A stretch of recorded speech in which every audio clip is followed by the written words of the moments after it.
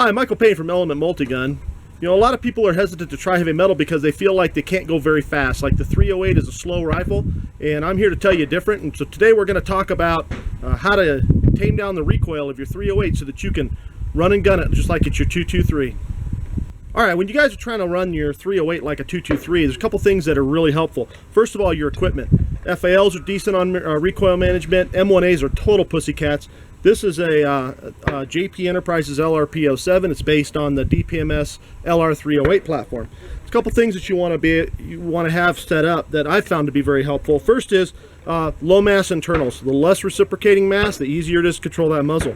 Shorter length of pull. The longer receiver on the LR308 platform versus a 223 puts your length of pull out pretty far, and so I found that by shortening up the length of pull, it really pulls that all of the forces in closer to your body. Adjustable gas is debatable on 223 whether you really need it, but on 308 I feel that it's a must. The adjustable gas allows me to dial the rifle in so that I can get just exactly the right amount of energy to operate the rifle without getting hit in the shoulder with any more energy than I need to. And you need a good brake.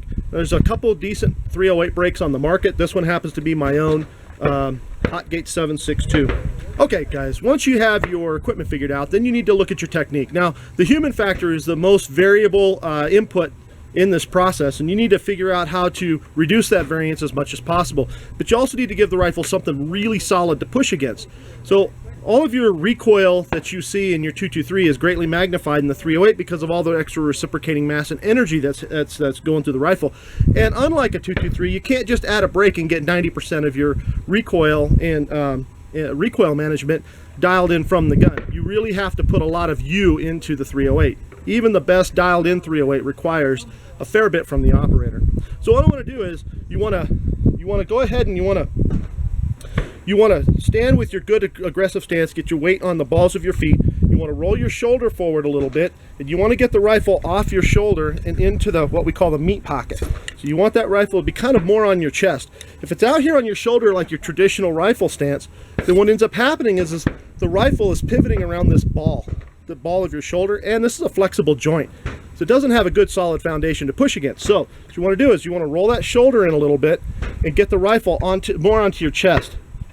Then what I do is I go ahead and I just tighten up my chest muscle behind the rifle so that it has something really, really solid to push against. The last piece is that I'm going to tighten up my arms just like I'm shooting a pistol. That way, the nose of the muzzle is under very strict control before I ever even pull the trigger. So this is kind of what it looks like once it all comes together. So today I'm running some 155 grain remanufactured ammo from Freedom Munitions. This is full power ammo. So, you know, no tricks or surprises or anything. So this is what it looks like.